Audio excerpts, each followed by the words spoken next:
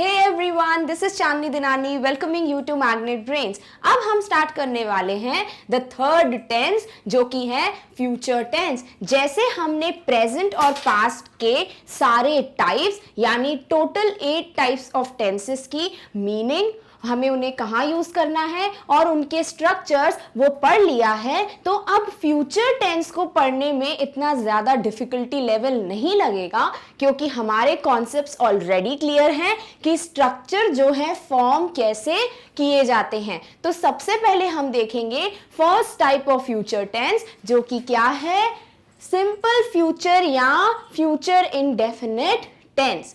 तो हम सबसे पहले देखेंगे what do we mean by indefinite future tense, then where do we use it, हम इस टेंस को कहाँ यूज करते हैं, और जो हमारा मेन काम है वो है forming the structure of simple future और फ्यूचर इंडेफिनिट टेंस। और ये स्ट्रक्चर हम तीनों सेंटेंसेस पॉजिटिव, नेगेटिव और इंटेरोगेटिव के लिए फॉर्म करेंगे। चलिए सबसे पहले देखते हैं कि what do we mean by the simple future और फ्यूचर इंडेफिनिट टेंस। क्या करेंगे भाई, वर्ड्स देखेंगे और उसके मीनिंग निकालकर इसकी डेफिनेशन फॉर्म करेंगे। क्या बोल रहा है कि मेरा नाम है इंडेफिनिट फ्यूचर टेंस, यानी जो भी एक्शन होगा वो कितना होगा मैं नहीं बताऊंगा, इसीलिए मेरा नाम इंडेफिनिट है, पर एक्शन जो है वो फ्यूचर में होगा, यानी आने वाले कल में,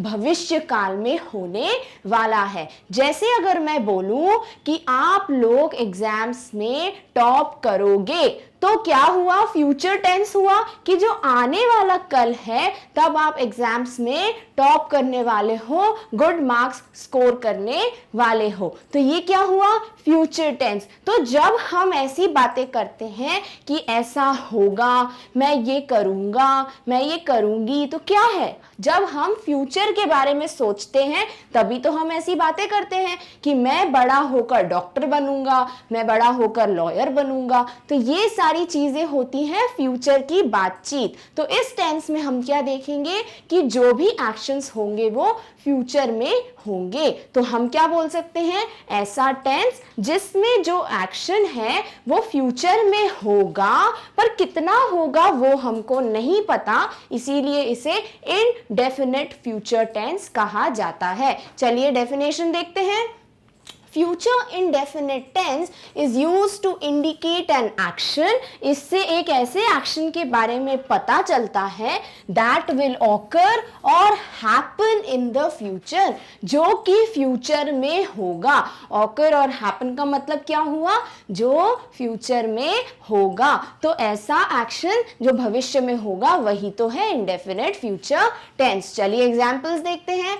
I shall go to the market, मैं मार्केट जाऊंगा। क्या हुआ, मार्केट जाने का काम कब होगा, फ्यूचर में होगा। तो ये हो गया इनडेफिनिट फ्यूचर टेंस, क्योंकि कब जाना है मार्केट वो नहीं पता कि 2 बजे जाऊंगा, 4 बजे जाऊंगा, मंडे को जाऊंगा, कुछ नहीं पता, बस ये पता है मार्केट जाऊंगा। तो ये हो जाता है इनडेफिनिट फ्यूचर टेंस। चलिए next example. They will dance in the party, वो पार्टी में डांस करेंगे।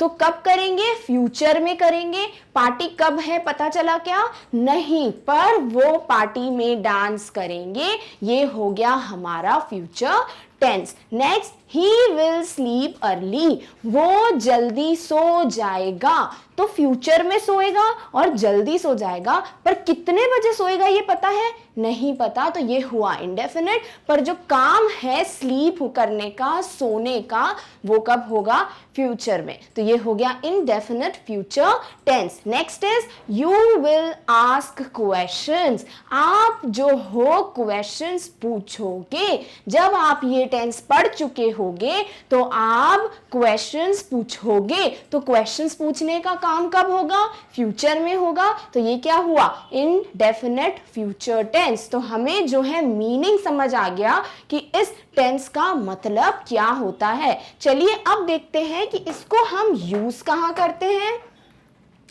तो सिंपल फ्यूचर या फ्यूचर इंडेफिनिट टेंस को कुछ कंडीशंस में यूज किया जाता है। पहली कंडीशन है to predict a future event.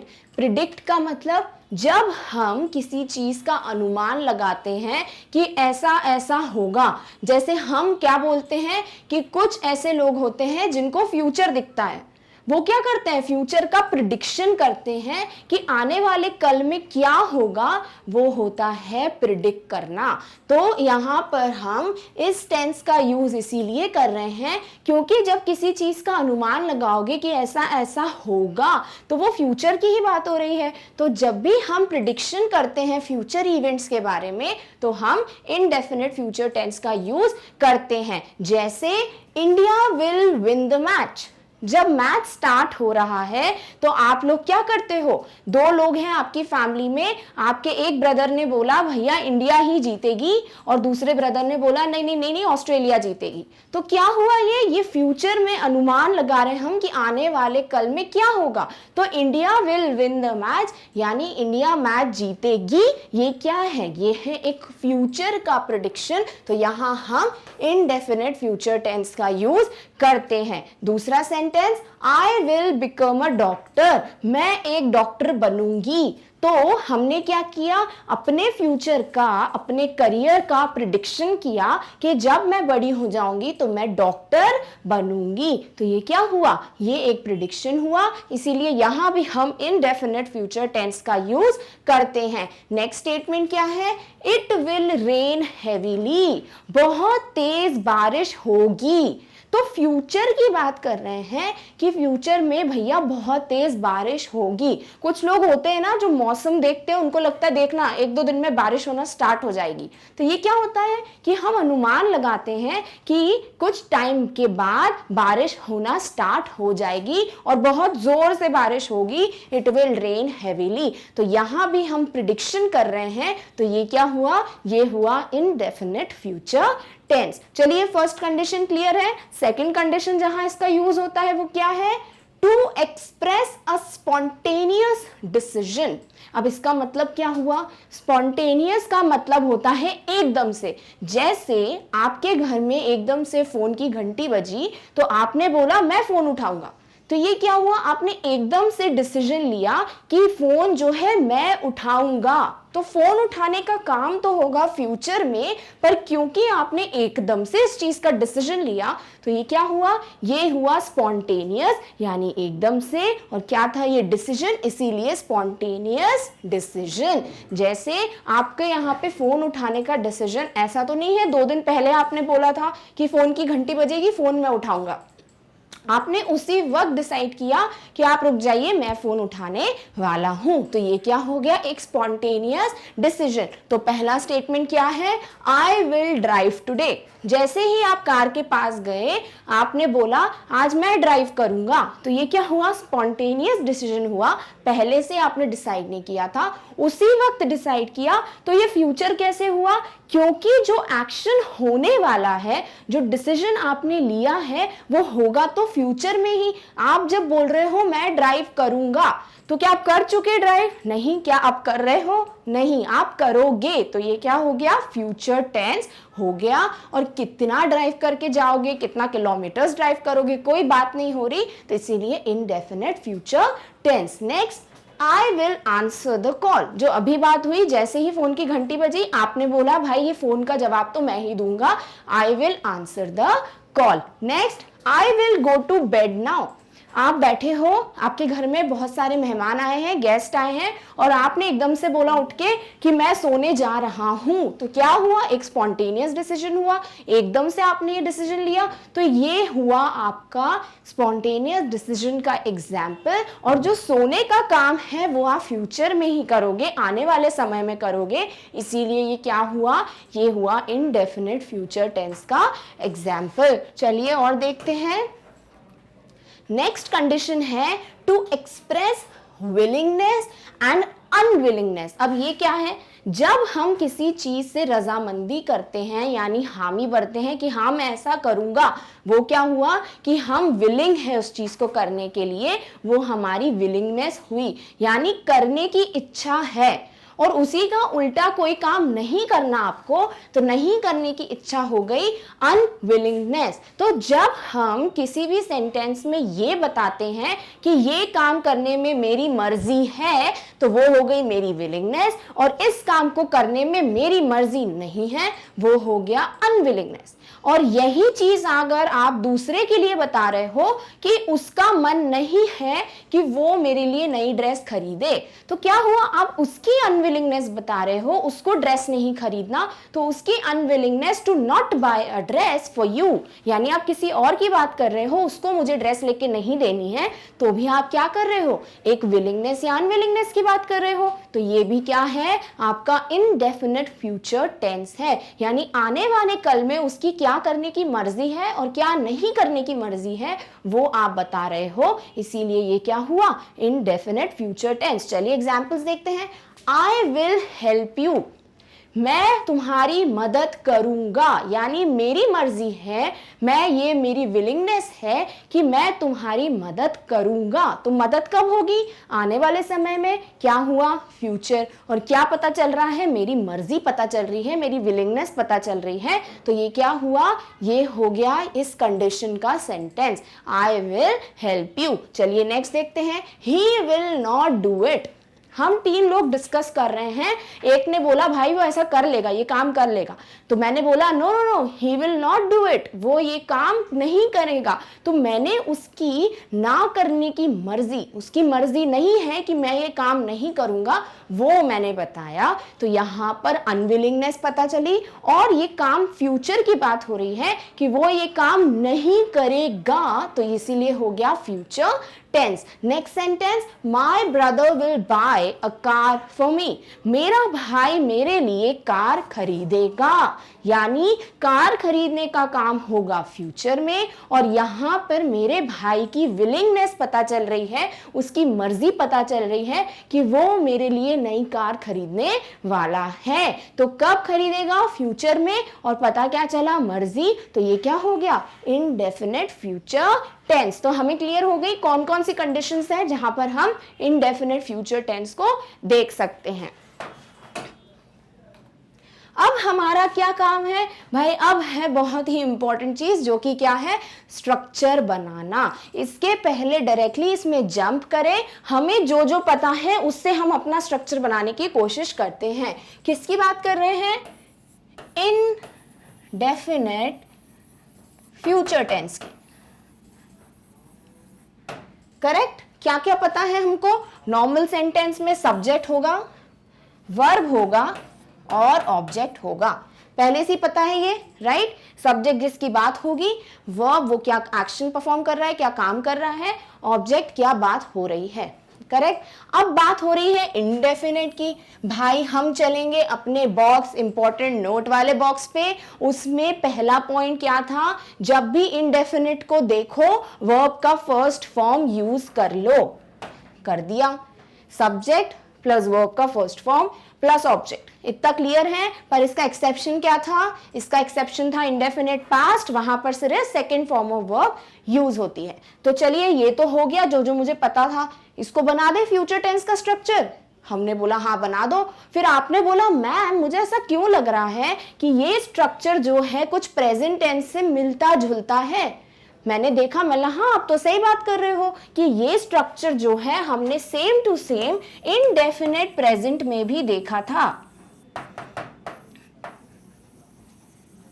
Subject plus verb का फर्स्ट फॉर्म प्लस ऑब्जेक्ट। तो मैंने बोला अब क्या करें भाई, इसको कुछ तो डिफरेंट करना पड़ेगा, नहीं तो ये तो वही हो गया प्रेजेंट टेंस।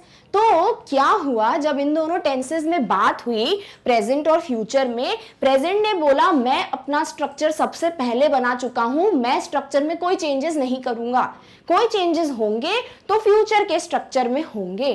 फ्यूचर ने बोला ठीक है भाई सोचता हूं क्या कर सकता हूं, सब्जेक्ट तो पहले से ही है कोई चेंज करूंगा नहीं, फर्स्ट फॉर्म भी चलो फिट है नहीं करूंगा, ऑब्जेक्ट में भी चेंजेस नहीं कर सकता। तो प्रेजेंट ने बोला तुझे पता है कि हेल्पिंग वर्ब नाम की कोई चीज होती है, तो अपने वर्ब की हेल्प करने के लिए, क्योंकि तुझे एक मदद की जरूरत है, तो क्यों ना हेल्पिंग वर्ब को यूज कर लो। तो फ्यूचर ने बोला हाँ बिल्कुल। तो वो हेल्पिंग वर्ब के दरवाजे पे गया जैसे ही हेल्पिंग वर्ब के दरवाजे पे उसने नॉक किया, हेल्पिंग वर्ब ने बोला हाँ भाई कौन है, तो फ्यूचर टेंस ने बोला मैं हूं इंडेफिनिट फ्यूचर टेंस, मुझे कोई हेल्पिंग वर्ब दे दो ताकि मेरा स्ट्रक्चर प्रेजेंट टेंस से डिफरेंट हो जाए।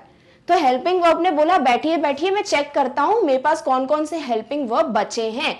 गया वो अपनी दुकान के अंदर, उसने चेक किया, उसने बोला भाई मेरे पास टू बी हेल्पिंग वर्ब है, पर मैं इसके अंदर इज एम आर को पहले ही दे चुका हूं, ठीक है।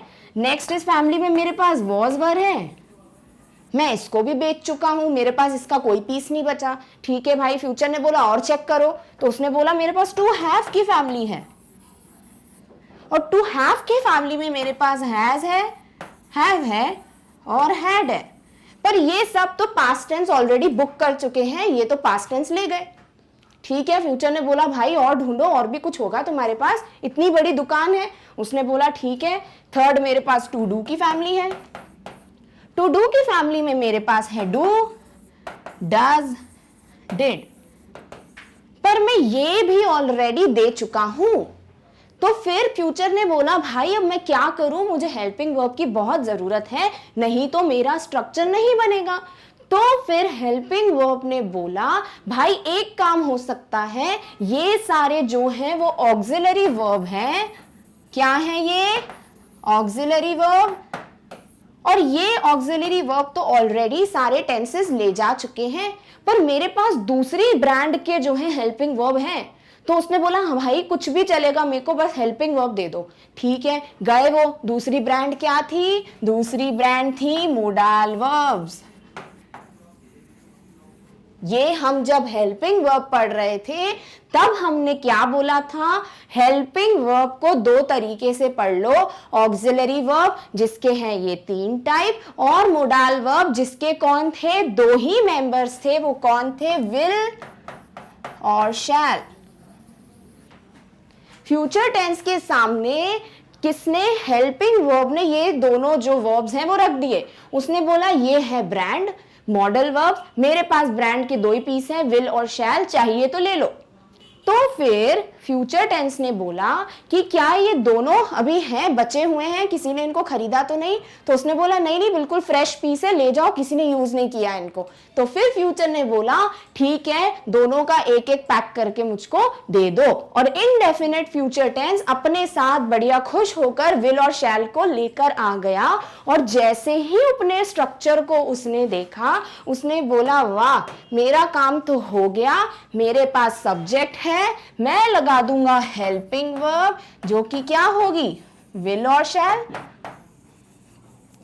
और वर्ब का फर्स्ट फॉर्म तो भैया रखना ही है, इंडेफिनिट बुरा मान जाएगा, और ऑब्जेक्ट भी है। बन गया मेरा स्ट्रक्चर, ये रहा सब्जेक्ट प्लस विल या शैल प्लस वर्ब का फर्स्ट फॉर्म प्लस ऑब्जेक्ट। और इनडेफिनेट फ्यूचर टेंस जो है इस तरीके से अपना स्ट्रक्चर को बना पाया, जो हम ऑलरेडी समझ गए कि भैया ऐसा क्या हुआ था कि इनडेफिनेट ने हेल्पिंग वर्ब की मदद ले ली। क्लियर हुआ आपको कि जो विल और शैल बचे थे, जो दूसरी ब्रांड के थे मोडाल वर्ब्स के, वो दोनों हेल्पिंग वर्ब इंडेफिनिट फ्यूचर के काम आ गए। चलिए अब हम देखते हैं इनके कुछ एग्जाम्पल्स। क्लियर हो गया स्ट्रक्चर? चलिए एग्जाम्पल क्या है पहला? I will enjoy in the party, मैं पार्टी में एंजॉय करूंगी। क्या है भाई? नॉर्मली बोल दिया, पार्टी में जाऊंगी और एंजॉय करूंगी। कितने घंटे के लिए जाना है पार्टी में, कितनी देर एंजॉय करना है, कुछ बोला नहीं। क्या हुआ? इनडेफिनेट। और क्या है? फ्यूचर का काम है, बिल्कुल फ्यूचर में जाऊंगी तभी तो एंजॉय करूंगी। तो ये हो गया इनडेफिनेट का एग्जाम्पल। चलिए स्ट्रक्चर चेक करते हैं। आई क्या है? सब्जेक्ट। हाँ भाई ये रहा सब्जेक्ट। अब विल या शैल में से कुछ रख दो, ये रहा विल। वर्ब का फर्स्ट फॉर्म है क्या? हाँ भाई एंजॉय जो है वो वर्ब का फर्स्ट फॉर्म है, क्योंकि एंजॉय, एंजॉयड और एंजॉयड ये होते हैं तीनों forms. First form, second form, third form मिल गया यहां पर आपको विल शैल के साथ, फर्स्ट फॉर्म ऑफ एंजॉय। फिर क्या है ऑब्जेक्ट? ये रहा इन द पार्टी। हो गया, आपका स्ट्रक्चर भी फॉलो हो रहा है और मीनिंग भी बिल्कुल फ्यूचर टेंस का ही निकल के आ रहा है। चलिए next example, I shall go to the market, मुझे मार्केट जाना होगा या मैं मार्केट जाऊंगा। तो ये क्या हो गया, ये हुआ फ्यूचर टेंस। कितने घंटे के बाद जाना है, कितने बजे जाना है नहीं पता, इसीलिए हो गया इंडेफिनिट और स्ट्रक्चर फॉलो कर रहा है। देख लेते हैं, आई है सब्जेक्ट, शैल हो गई हमारी हेल्पिंग वर्ब, वर्ब का फर्स्ट फॉर्म है गो, है क्या चेक कर लो, गो, वेंट, गॉन। ये इतनी बार देख चुके हैं कि अभी तक आपको ये याद हो गया होगा। गो, वेंट, गो है फर्स्ट फॉर्म, बिल्कुल है, लिख दिया। और टू द मार्केट है हमारा ऑब्जेक्ट, बिल्कुल फॉलो हो रहा है ये स्ट्रक्चर, तो ये सेंटेंस बिल्कुल करेक्ट है। चलिए third, Rahul will win the match. Rahul क्या है, सब्जेक्ट, विल क्या है, हेल्पिंग वर्ब, विन क्या थर्ड फॉर्म है देख लेते हैं, विन, वन, वन। तो विन होता है फर्स्ट फॉर्म यानी जीतना, तो विन यानी सही है बिल्कुल verb. The match object, Rahul match में जीतेगा, हो गया फ्यूचर टेंस। कितने रन से जीतेगा पता है, नहीं पता। फुटबॉल खेल रहा होगा तो कितने भैया तरीके से जीत जाएगा पता है क्या, नहीं पता। तो क्या है, इंडेफिनिट। तो इसीलिए ये क्या हो गया, इंडेफिनिट फ्यूचर और स्ट्रक्चर भी फॉलो हो रहा है। चलिए नेक्स्ट जाते हैं, we shall buy a new car. क्या हुआ, शैल जो है वो हेल्पिंग वर्ब, वी हो गया सब्जेक्ट। क्या बाय हमारा फर्स्ट फॉर्म है, देख लेते हैं, buy, bought, bought first form हो गया buy, second bought, third bought. तो बाय क्या फर्स्ट फॉर्म है, बिल्कुल है, वही रखा है, सही है बिल्कुल। और न्यू कार क्या हो गया, ऑब्जेक्ट। तो we shall buy a new car, हमें एक नई कार खरीदनी चाहिए। तो कब खरीदोगे, फ्यूचर में खरीदोगे, तो इसीलिए ये क्या हुआ, फ्यूचर टेंस। कार कितने की खरीदोगे बात हुई, नहीं हुई। किस दिन खरीदोगे बात हुई, नहीं हुई। तो ये क्या हुआ, इंडेफिनिट और स्ट्रक्चर भी फॉलो हो रहा है, बिल्कुल हो रहा है, तो इंडेफिनिट फ्यूचर टेंस। चलिए last example, we will score good marks, हम अच्छे नंबर लाएंगे। कब लाओगे, फ्यूचर में लाओगे। क्या ये इंडेफिनिट है, बिल्कुल है, क्योंकि नहीं पता कि कितने मार्क्स लेकर हम आने वाले हैं और किस दिन हम अच्छे मार्क्स लेकर आएंगे। तो ये हो गया इंडेफिनिट फ्यूचर। स्ट्रक्चर फॉलो हो रहा है, देख लेते हैं, सब्जेक्ट, हेल्पिंग वर्ब, वर्ब का फर्स्ट फॉर्म, ऑब्जेक्ट। क्या सब कुछ फॉलो हो रहा है, बिल्कुल हो रहा है। बस फर्स्ट फॉर्म चेक कर लो, स्कोर, स्कोर्ड, स्कोर्ड।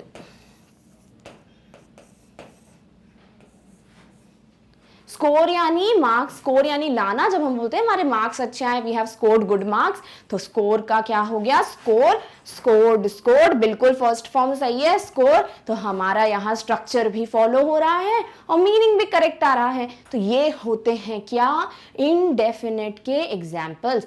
अब आप बोलोगे मैम कहीं आप विल लगा रहे हो, कहीं शैल लगा रहे हो, तो क्या अपनी मर्जी से लगा ले कि विल अच्छा लगे तो विल लगाओ, शैल अच्छा लगे तो शैल लगाओ, कि इसके भी कुछ रूल्स हैं। मैंने बोला बिल्कुल रूल्स है, चलिए चेक करते हैं। तो हम क्या पढ़ेंगे, हम पढ़ेंगे शैल के रूल्स क्या हैं। ऐसा क्यों, क्योंकि विल जो होता है उसके साथ कोई दिक्कत नहीं है। विल के साथ आप सारे पर्सन यानी फर्स्ट सेकंड थर्ड जो हमने डिस्कस किए थे अच्छे से, वो यूज कर सकते हो। बिल्कुल हैड और डिड की तरह विल भी जो है आई के साथ भी लगता है, वी के साथ भी लगता है, यू के साथ भी लगता है, दे के साथ भी यूज होता है। वी हो गया, एम के साथ, एम तो यहाँ पे यूज होगा ही नहीं, एम तो आई के साथ लगता है, वो हेल्पिंग वर्ब है। तो आई, वी, यू, दे सबके साथ, और ही, शी, इट भी ले लो। हो गया, I singular, we plural, you singular plural दोनों में सेम रहता है, दे जो है वो प्लूरल है और ही, शी, इट क्या है, सिंगुलर। तो विल जो है वो सबके साथ यूज होता है, तो इनकी कोई दिक्कत ही नहीं है। विल जो है वो कुछ नाटक करता ही नहीं है, तो क्यों भैया उसको पढ़े। तो हम क्या पढ़ेंगे, हम पढ़ेंगे शैल के बारे में कि इसे आप कहाँ कहाँ यूज करते हो। चलिए देखते हैं। The traditional rule was that shall was used as an alternative to will with first person. क्या बोलना चाह रहे हैं कि जो पुराना रूल था, यानी जब इंग्लिश के नए रूल्स बनाए गए थे तब ट्रेडिशनल यानी पुराना, तो तब ये माना जाता था कि विल की जगह आप शैल को यूज करो जब आप फर्स्ट पर्सन की बात कर रहे हो। फर्स्ट पर्सन यानी जो बात कर रहा है, द स्पीकर, वो कौन होता है? आई और वी। तो आप आई और वी आपको दिख जाए तो प्लीज आप शैल का यूज करो, विल का मत करो। ऐसा पहले का रूल था, ठीक है। Next, but now will is use more commonly. पर अब जो है, जो अब रूल्स बने हैं उनमें ये कहना है कि आप विल को ज्यादा यूज कर सकते हो, यानी शैल को तो आई और वी के साथ यूज कर लो, पर जो आई और वी है इसका मतलब ये नहीं कि वो विल का यूज नहीं कर सकते। विल जो है वो अब बहुत ज्यादा यूज होता है, तो विल जो है वो भी आई और वी के साथ यूज कर सकते हो। तो मोटी तौर पे ये बात है कि शैल ले लो या विल ले लो, आप इन दोनों का यूज जो है कहीं पे भी कर सकते हो, एक्सेप्ट फ्यू कंडीशंस। कुछ ऐसी कंडीशंस हैं जहां पे शैल को ज्यादा सही माना जाता है विल से। वो क्या है अभी हम देखेंगे। चलिए नेक्स्ट बात क्या कर रहे हैं। We can make sentences with shall as we do with will। ये बोला जा रहा है कि जैसे आप विल के साथ सेंटेंसेस बनाते हो, I will go to the market, मैं मार्केट जाऊंगा, सेम तरीके से आप शैल के साथ भी बना सकते हो, आई shall go to the market, मैं मार्केट जाऊंगा। क्योंकि मीनिंग तो सेम बात की हो रही है, सेम मतलब निकल रहा है, पर क्या होता है पहले आई और वी के साथ शैल को रख देते थे, इसीलिए हम शैल को कहीं कहीं देख पाते हैं। पर आप सेम सेंटेंसेस विल के साथ भी फॉर्म कर सकते हो, और जो विल के साथ फॉर्म करते हो वो सेम शैल के साथ भी फॉर्म कर सकते हो। Next, more commonly we use shall to make offers. अब कुछ कंडीशंस होती है जहां पर हम शैल को ही ज्यादातर यूज करते हैं। कौन कौन सी? जब आप कोई ऑफर दे रहे हो, जैसे आपके घर में कोई गेस्ट आया और उसको बहुत लेट हो गया है जाने में और उसके पास कोई गाड़ी नहीं है, तो आप क्या करोगे? आप उनको एक ऑफर करोगे कि क्या मैं आपको घर छोड़ के आ जाऊं?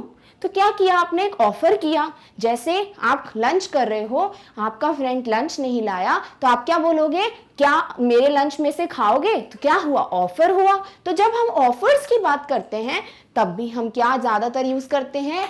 शैल का यूज करते हैं, ठीक है। Next, to take suggestions. जब आप किसी की राय लेते हो, किसी का सजेशन लेते हो, तब भी आप शैल का यूज करते हो। जैसे अगर मैं आपसे पूछूं कि क्या मैं टेंसेस अच्छे से पढ़ा रही हूं, तो ये क्या है? मेरा सजेशन है जो मैं आपसे लेना चाहती हूं कि आप मुझे बताइए क्या मैं टेंसेस अच्छे से पढ़ा रही हूं। तो जब आप किसी से सजेशन लेते हो तो आप शैल का यूज करते हो, ठीक है। फिर टू प्रॉमिस, जब आप किसी से वादा करते हो, किसी चीज का प्रॉमिस करते हो, तो भी हम शैल को यूज करना ज्यादा अच्छा मानते हैं। विल का यूज करना गलत नहीं है, मैं फिर से बोल रही हूं, पर शैल को जो है हम बहुत ज्यादा कॉमनली इन कंडीशंस में देख पाते हैं। तो जब आप किसी को प्रॉमिस कर रहे हो कि मैं कल तुम्हारे लिए ये वाली बुक लेकर आऊंगा, तो आपने क्या किया? वादा किया कि कल तो मैं बुक लेके आऊंगा। तो जब आप वादा कर रहे हो, प्रॉमिस कर रहे हो, तो भी आप शैल का यूज जो है देखोगे। नेक्स्ट होता है and in formal obligations. Formal का मतलब क्या होता है? जब आप अपने दोस्तों से बात कर रहे हो, जब आप अपने रिश्तेदारों से बात कर रहे हो, तो आप कैसे बात करते हो? आप नॉर्मली करते हो कि तू कैसा है, क्या चल रहा है। तो ये इनफॉर्मल हो जाता है। क्या हो जाता है? इनफॉर्मल, जिसे हम अनौपचारिक कहते हैं, जहां फॉर्मेलिटी की जरूरत नहीं है। जब आपका फ्रेंड आपके घर आता है तो आप क्या ऐसे पूछते हो क्या आप पानी लेंगे? नहीं, आप अपने दोस्तों से ऐसे नहीं पूछते हो। आपका फ्रेंड तो खुद ही जाके पानी ले आता है, क्योंकि आपका फ्रेंड आपको क्या बोलता है? भाई फॉर्मेलिटी क्यों कर रहा है? तो ये क्या हुआ? फॉर्मेलिटी, जिसे हम फॉर्मल बोलते हैं। तो जब हम फॉर्मेलिटी की बात करेंगे वो हो जाएगा फॉर्मल।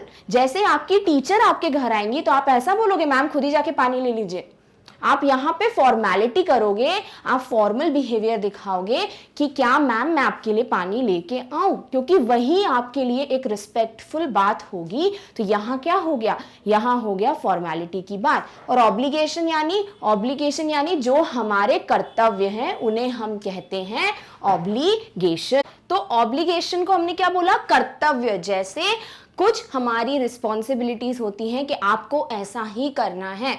फॉर एग्जाम्पल, जब आप एक हॉस्पिटल में जाते हो तो क्या बोलते हैं वहां, कीप साइलेंस, शांति बनाए रखें। तो क्या हॉस्पिटल में जाके आप गाने वाने बजा सकते हो जोर से? नहीं, क्योंकि वो आपका कर्तव्य है कि आप हॉस्पिटल में जाओ तो शांति बना के रखो, साइलेंस रखो, क्योंकि वहां बहुत सारे पेशेंट्स हैं, मरीज हैं, तो आप इतना ज्यादा हल्ला नहीं कर सकते हो। तो ऐसे ही कुछ जब फॉर्मल ऑब्लिगेशंस होते हैं, जो रूल्स होते हैं, उनको भी हम यूज करते वक्त ज्यादातर शैल का ही यूज देखेंगे।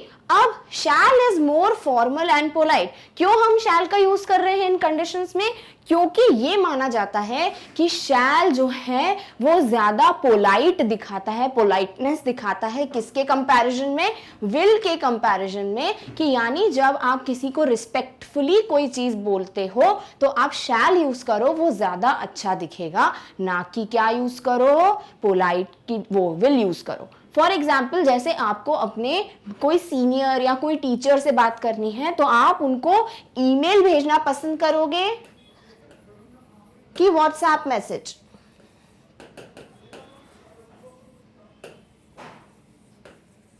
तो आप बोलोगे मैम दोनों सही हैं, ईमेल भी भेज सकता हूं, व्हाट्सएप मैसेज भी कर सकता हूं, पर दोनों में से ज्यादा अच्छा क्या है, ज्यादा पोलाइट क्या है? ज्यादा पोलाइट रिस्पेक्टफुल चीज होगी अगर आप ईमेल करें, क्योंकि वो आपके टीचर्स हैं, आपके सीनियर हो गए, रिस्पेक्टफुल पर्सन है आपकी लाइफ में। तो वहां पर आप क्या करते हो, वहां आप ईमेल करना ज्यादा पसंद करते हो।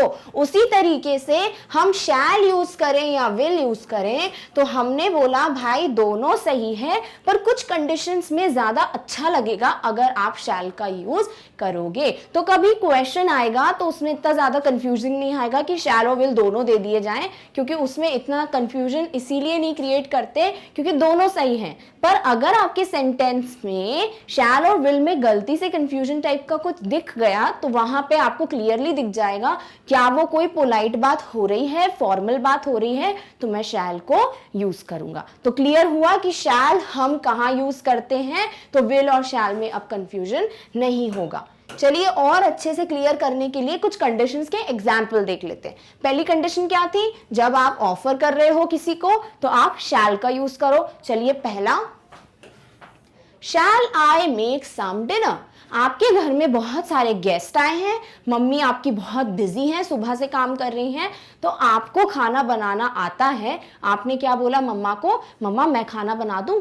तो ये क्या हुआ, आपने एक ऑफर किया अपनी मम्मा को कि आप थक गए हो तो मैं खाना बना देता हूं, मैं डिनर बना देता हूं। तो ऑफर करने की आई फीलिंग, तब हम शैल का यूज करना ज्यादा अच्छा समझते हैं कि यहां आपकी विलिंगनेस दिखती है, आपकी मर्जी दिखती है कि आप ये काम करना चाहते हो, इसीलिए शैल को ज्यादा अच्छा माना जाता है। नेक्स्ट है शैल आई हेल्प यू, क्या मैं आपकी मदद कर सकता हूं? तो क्या हुआ, ये हुआ एक ऑफर, सामने वालों को मदद चाहिए, आप ये सेंस कर पा रहे हो और आपने क्या पूछा उनसे, क्या मैं आपकी हेल्प कर सकता हूं? तो यहाँ पर फॉर्मल बिहेवियर पोलाइट दिखा आपका कि आप बहुत अच्छे रिस्पेक्टफुल तरीके से पूछना चाहते हो, मैं आपकी मदद कर दूं। तो ये क्या हो गया, ये भी शैल का यूज करना ज्यादा सही हो गया। Next, where shall I drop you. फिर सेम बात आपके गेस्ट ने बोला, जो आपके गेस्ट आए थे जिनको लेट हो गया था और उनके पास गाड़ी नहीं है, आपने उन्हें क्या ऑफर किया था कि क्या मैं आपको घर छोड़ दूं? तो आपके गेस्ट ने बोला कि हाँ मुझे घर छोड़ दो, वैसे भी बहुत लेट हो गया है। तो आपने फिर उनको पूछा कि मैं आपको कहाँ पे छोड़ दूं, यानी आपके घर का एड्रेस बता दीजिए, मैं आपको कहाँ ड्रॉप कर दूं। तो ये क्या हुआ, ये भी ऑफर हुआ कि कहाँ पे छोड़ना है आप मुझे ये बता दीजिए। तो यहाँ पे भी क्या हुआ, शैल का यूज करना ज्यादा अच्छा माना जाता है। चलिए नेक्स्ट क्या थी कंडीशन, टू टेक सजेशन। जब आप किसी से सजेशन लेते हो, किसी की राय मांगते हो, तो भी हम शैल को ज्यादा अच्छा यूज मानते हैं। चलिए एग्जाम्पल देखते हैं। Who shall we invite in the wedding? आपके घर में शादी है, तो शादी में मेहमानों को बुलाने के पहले एक लिस्ट बनाते हो आप लोग, किस किस को शादी में बुलाना है, ताकि हम किसी को बुलाना भूल न जाए। तो यहाँ पे आपकी मम्मा आपके पापा से सजेशन ले रही है कि भाई मेरे बेटे की शादी में बताओ किस किस को बुलाना चाहिए। तो ये क्या हुआ, एक सजेशन हुआ जो आपकी मम्मा आपके पापा से ले रही है। तो ये सजेशन को लिखने के वक्त शैल को ज्यादा अच्छा माना जाता है। Next sentence, shall we have something to eat? आप लोग बैठे हुए हैं घर पे और एकदम से काम करते करते, पढ़ाई करते करते आपको भूख लगी और आपके फ्रेंड को भी भूख लगी होगी, ऐसा आपने सोचते हुए उससे पूछा, सजेशन लिया, क्या अपन को अब खाना खा लेना चाहिए या हमें कुछ खाना चाहिए। तो आप सजेशन मांग रहे हो, राय मांग रहे हो आपके फ्रेंड की। अगर उसने बोला कि ठीक है हम खाना खा लेते हैं, तो आप खाना खा लोगे, और अगर उसने बोला नहीं रुक जा एक क्वेश्चन सॉल्व कर लो फिर खाना खाएंगे, तो आपने क्या लिया, राय ली, सजेशन ली। तो यहां भी हम शैल का यूज करना ज्यादा अच्छा मानते हैं। Next, shall I fix the appointment for next week? Next question में आपके सपोज आपके कोई अंकल हैं, उनकी तबीयत ठीक नहीं है, he is not feeling well, तो आप उनसे सजेशन ले रहे हो, तो क्या अंकल अगले हफ्ते के लिए मैं डॉक्टर की अपॉइंटमेंट ले लूं? क्योंकि आपके अंकल अगर अगले हफ्ते फ्री है या नहीं आपको नहीं पता, तो आप उनकी राय ले रहे हो कि मैं डॉक्टर की अपॉइंटमेंट अगले हफ्ते की ले लूं। तो यहाँ आपने सजेशन मांगा, इसीलिए यहाँ पर शैल का यूज किया गया है। क्लियर हो गई दो कंडीशंस? चलिए आगे की कंडीशन देखते हैं। आगे की कंडीशन है टू मेक अ प्रॉमिस। जब हम किसी से वादा करते हैं, प्रॉमिस करते हैं, तो भी हम शैल को यूज करते हैं। देखते हैं कुछ examples. I shall return you the money.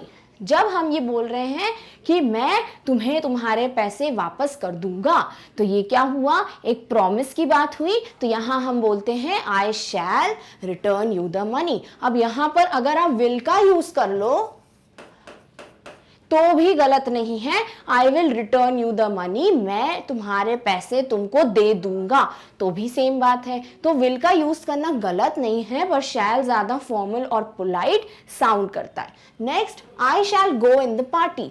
मुझे पार्टी में जाना है या फिर मैं पार्टी में जाऊंगा। तो फ्यूचर का काम हो रहा है और पार्टी में जाने की जो प्रॉमिस कर रहे हो कि जाऊंगा, पार्टी में जाऊंगा, 100% प्रॉमिस कर रहा हूं, वादा कर रहा हूं, तो ये क्या हो गया, एक प्रॉमिस की बात हो गई। तो यहां भी हम शैल का यूज कर रहे हैं। विल लिख दो तो भाई कोई दिक्कत नहीं है, सही है। I will go to the party, मैं पार्टी में जाऊंगा, तो ये बात भी दोनों सही हैं। चलिए next, I shell help them. मुझे उनकी मदद करनी चाहिए या मैं उनकी मदद करूंगा।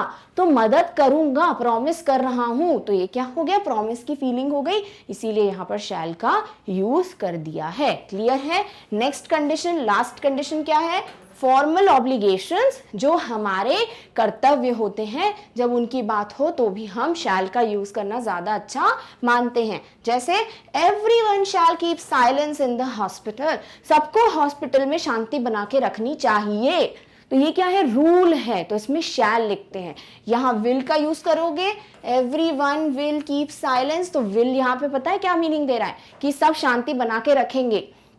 यानी यहां पर पहले ही हमने बोल दिया कि सब शांति बना के रखेंगे, तो यहां विल का यूज ज्यादा सही नहीं है, यहां शैल का यूज करना ज्यादा पोलाइट और फॉर्मल है, कि शांति बना के रखना चाहिए। ऑर्डर नहीं कर रहे हो कि शांति बना के रखना, हम कर रहे हैं एक रिक्वेस्ट पोलाइट वे में, इसीलिए ये ऑब्लिगेशन है तो कर्तव्य, पर प्यार से बोलोगे तभी तो सामने वाला फॉलो करेगा। तो यहाँ पे क्या बोलते हैं, आपको हॉस्पिटल में साइलेंस बना के रखना चाहिए। Next, you shall appear in the court on Monday. तुम्हें कोर्ट में मंडे को हाजिर होना है। तो जब कोई क्रिमिनल या किसी का केस हो कोर्ट में, तो उनको क्या होता है, तारीख दी जाती है, इस दिन आपको कोर्ट में हाजिर होना है। ये क्या हुआ, ऑब्लिगेशन। नहीं जाएंगे तो भाई फाइन लग सकता है, जेल जा सकते हैं, तो ये कर्तव्य है, ये फॉलो करना ही पड़ेगा। तो यहाँ पर पोलाइटली बोला जा रहा है कि मंडे को कोर्ट में हाजिर हो जाना। Next, we shall not break the rules, हमें रूल्स ब्रेक नहीं करने चाहिए। तो ये क्या हुआ, एक ऑब्लिगेशन हुआ जो सबको फॉलो करना चाहिए, तो यहां भी हम शैल का यूज ज्यादा सही मानते हैं। तो ये कुछ कंडीशंस थी जहां हम शैल को यूज करना ज्यादा सही समझते हैं। चलिए नेक्स्ट देखते हैं। अब हम ऑलरेडी क्या कर चुके हैं, हमने पॉजिटिव सेंटेंस का स्ट्रक्चर फॉर्म कर लिया, विल शैल की कहानी समझ ली कहां से आए वो। अब इसी पॉजिटिव को क्या करोगे, नेगेटिव में चेंज करोगे। और नेगेटिव में चेंज करना तो बड़ा इजी है। क्या करते हैं, पहले तो सेंटेंस लिखते हैं, स्ट्रक्चर,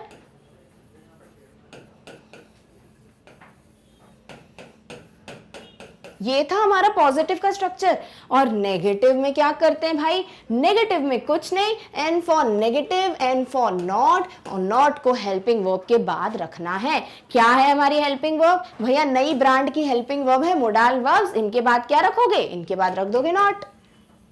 देखिए सब्जेक्ट, विल और शैल जो हेल्पिंग वर्ब है प्लस नॉट प्लस वर्ब की फर्स्ट फॉर्म प्लस ऑब्जेक्ट। कोई डिफिकल्टी थी, नहीं थी, क्योंकि ये तो हमको ऑलरेडी पता है। चलिए सेंटेंसेस को नॉट में चेंज करते हैं।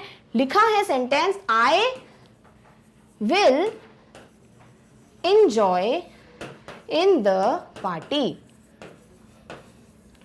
ठीक है, ये आपका सेंटेंस है, इसको बनाओ नेगेटिव में। क्या करोगे, हेल्पिंग वर्ब ढूंढोगे, हेल्पिंग वर्ब दिख गई विल, हम विल के बाद जो है नॉट को जोड़ देंगे और सेंटेंस वैसा का वैसा रहेगा। देख लेते हैं, I will not enjoy in the party, मैं पार्टी में एंजॉय नहीं करूंगी। हो गया, फ्यूचर भी हो गया, इंडेफिनिट भी हो गया और स्ट्रक्चर भी फॉलो हो रहा है। इस तरीके से नेगेटिव बनेगा ऑफ फ्यूचर इंडेफिनिट टेंस। चलिए नेक्स्ट देखते हैं, I shall not go to the market. तो शैल थी हेल्पिंग वर्ब, उसके बाद नॉट लग रहा है, बिल्कुल लग रहा है, तो मैं मार्केट नहीं जाऊंगा। तो ये क्या हो गया, फ्यूचर में नहीं जाने का काम, नेगेटिव ऑफ फ्यूचर टेंस मिल गया हमको, सही फॉलो हो रहा है। नेक्स्ट देखते हैं, Rahul will not win the match, Rahul match नहीं जीतेगा। तो यहां नेगेटिव है, तो भैया हेल्पिंग वर्ब के बाद नॉट होनी चाहिए, है क्या, बिल्कुल है। तो ये भी क्या है, बिल्कुल सही स्ट्रक्चर फॉलो कर रहा है। Next sentence, we shall not buy a new car, हमें नई कार नहीं खरीदनी है या हम नहीं खरीदेंगे। तो ये क्या हुआ, नेगेटिव हुआ। तो यहां नॉट को फिर देख लो, हेल्पिंग वर्ब के बाद यूज हो रहा है, बिल्कुल शैल के बाद ही यूज हो रहा है, तो ये भी करेक्ट है। चलिए next, we will not score good marks, हम अच्छे नंबर नहीं लाएंगे। जो आपको बिल्कुल नहीं बोलना है, ये सिर्फ एक एग्जाम्पल है कि हम अच्छे मार्क्स नहीं लाएंगे। तो नहीं जो है नेगेटिव है, तो कहां लगाओगे, हेल्पिंग वर्ब के बाद, जो कि क्या है, विल, सही है। तो क्लियर हुआ नेगेटिव सेंटेंस कैसे फॉर्म करते हैं। अब जो लास्ट चीज है वो क्या है, इंटेरोगेटिव फॉर्म करना। क्या वो आता है, आप खुद ही कर लोगे, बिल्कुल कर लोगे। चलिए करिए, कोशिश कीजिए। क्या करोगे, पहला स्टेप, नॉर्मल स्ट्रक्चर लिखेंगे, लिख दो, सब्जेक्ट प्लस विल और शैल प्लस वर्ब की फर्स्ट फॉर्म प्लस ऑब्जेक्ट। अब क्या करते हैं इंटेरोगेटिव के लिए, मैम आपने दो चीजें बताई थी, क्या कर दो, हेल्पिंग वर्ब को सब्जेक्ट के पहले शिफ्ट कर दो और लास्ट में क्वेश्चन मार्क ऐड कर दीजिए, बन गया हमारा इंटेरोगेटिव। देख लेते हैं क्या यही स्ट्रक्चर है, विल शैल, हेल्पिंग वर्ब पहले प्लस सब्जेक्ट प्लस वर्ब की first form plus object, question mark, बिल्कुल यही तो है स्ट्रक्चर। कितनी इजीली अब हमसे स्ट्रक्चर्स फॉर्म हो रहे हैं। चलिए एग्जांपल्स देखते हैं, क्या करना है, हेल्पिंग वर्ब पहले शिफ्ट और क्वेश्चन मार्क एंड में, बाकी वैसा का वैसा स्ट्रक्चर रहेगा। चलिए देखते हैं क्या फॉलो हो रहा है, will I enjoy in the party. तो विल क्या है, हेल्पिंग वर्ब, जो पहले रखा है क्या, बिल्कुल रखा है। आई क्या है, सब्जेक्ट, एंजॉय क्या है, वर्ब का फर्स्ट फॉर्म, और इन द पार्टी क्या है, ऑब्जेक्ट। क्या क्वेश्चन मार्क लगा है, बिल्कुल। तो ये हो गया हमारा करेक्ट इंटेरोगेटिव स्ट्रक्चर। नेक्स्ट देखते हैं, शैल आई गो टू मार्केट, क्या मैं मार्केट जाऊंगा। तो यहां पर पहले क्या करोगे, हेल्पिंग वर्ब रखोगे, रखा है क्या, बिल्कुल रखा है।